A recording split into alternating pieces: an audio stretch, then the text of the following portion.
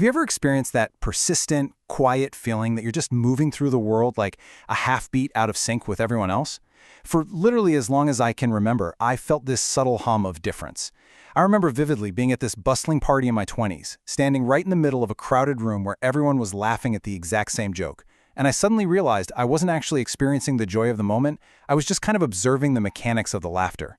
It's this sense that the way you look at a room or process a conversation simply isn't the same as the people standing right next to you. Well, in today's explainer, we are diving into the fascinating psychology that breaks down exactly what this feeling is. We're going to explore 5 distinct signs that you might possess a truly rare psychological profile, and as you'll see, it has absolutely nothing to do with standing out in the ways you might expect. So, why do I feel different? Man, for years I asked myself that question, wondering if I was somehow just fundamentally broken because I couldn't seamlessly blend in. We so often assume that rarity means being the loudest person in the room, right? Or maybe the smartest, or the most outwardly noticeable. But psychology shows us something entirely different. True rarity doesn't usually show up in those grand, obvious ways. Instead, it lives in the quiet architecture of the mind. It's about how you think, how you process your emotions, and fundamentally, how you see the world around you. Discovering this was a massive, massive turning point for me. I realized I wasn't broken at all. My brain was just wired for a completely different kind of operating system. While a lot of people spend their entire lives simply adapting to their environment and blending in, some of us naturally operate in ways that just feel intrinsically different from the crowd. All right, let's jump right into sign number 1, choosing meaning over excitement. There is this massive psychological divide between what we can call the chase and the core. The constant pursuit of stimulation, jumping on the latest trends, seeking attention, that makes up the chase. And hey, a lot of people naturally thrive on that. But if you're this rare type of human, you probably find yourself firmly anchored to the core.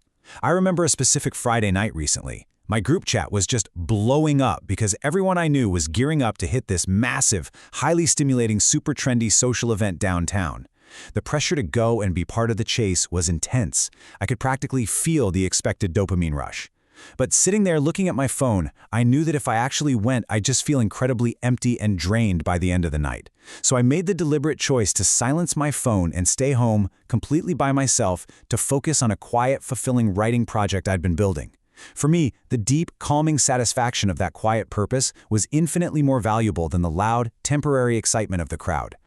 When deciding how to spend your time and energy, your brain fundamentally asks one question: does this actually matter? Psychology suggests that losing interest when something feels empty doesn't mean you're boring, and it doesn't mean you're antisocial. It just means you are naturally driven more by purpose than by novelty. For a long time, this exact filter caused some huge misunderstandings between me and my peers.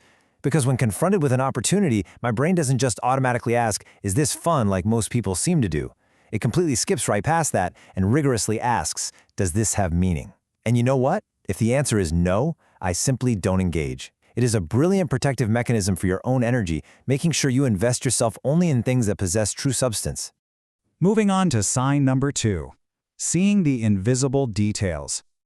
Most people walk right past the quiet data of the world. But if you have this rare profile, you pick up on subtle shifts in a room instantly.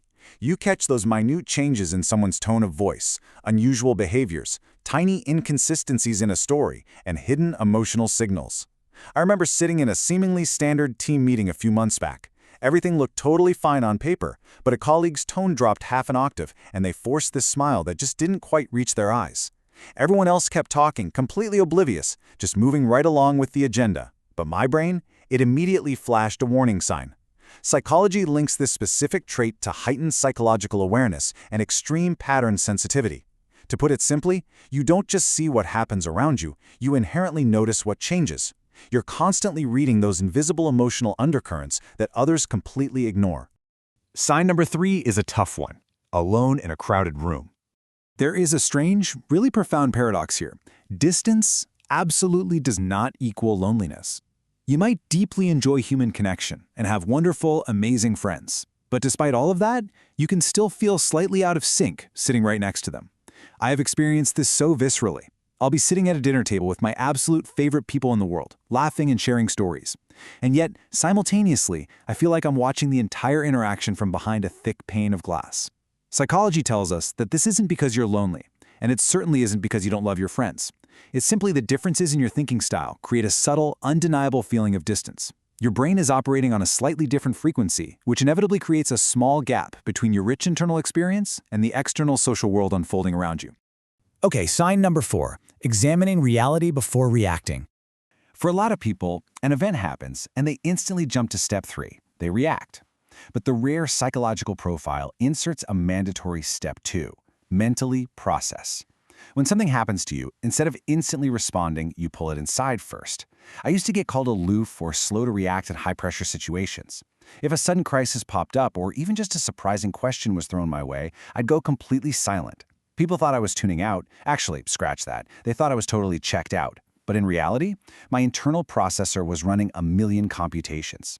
Psychology links this exact process with reflective thinking, stronger self-monitoring, and much deeper cognitive processing. You don't just immediately absorb reality, you insist on examining it first, turning it over in your mind, analyzing all the angles before you decide exactly how you're going to engage with it. And finally, sign number 5, the inner monologue. So metacognitive awareness. It sounds fancy, but really it's the act of constantly self-reflecting. It's having an active inner monologue that acts like a relentless auditor in your own brain. While some people move through their entire lives practically on autopilot, just reacting to things as they come, you are constantly observing yourself. You think about your own behavior, your patterns, your reactions, and your deeply held motives. I am absolutely the person who is always stepping back and asking, wait, why did I say that? Why do I think like this? To be completely honest, it can be entirely exhausting sometimes. You end up overthinking your own overthinking. But it is an endless, fascinating journey of trying to deeply understand your own internal wiring, refusing to just float through life without knowing exactly who is steering the ship. Let's bring this all together. The quiet power of rarity. Psychology makes one thing incredibly clear. Being rare doesn't mean you're somehow better than anyone else. It simply means you are processing the world differently. It's about seeking meaning over a cheap thrill, noticing the tiny details, embracing that feeling of being slightly out of sync, thinking deeply before you react, and constantly trying to understand yourself. Recognizing these traits helped me completely reframe my own life. I transitioned from feeling like the weird, disconnected person who always stayed home from the trendy parties to recognizing the absolute quiet power of my own mind. These traits aren't loud, they are wonderfully subtle, because sometimes the rarest people aren't the ones trying to stand out at all. They are the ones quietly seeing the world differently, perfectly content to chart their own meaningful course. So I want to leave you with this final thought to carry with you today. Look back at those traits we've explored, that internal drive for meaning, that quiet observation, that constant self-reflection. Which of these feels most like you? Because understanding how you uniquely process reality might just be the most important discovery you ever make. Thank you so much for joining me to explore these insights and for sharing a bit of this deeply personal yet universally psychological journey together. Keep observing, keep questioning, and I'll catch you in the next explainer.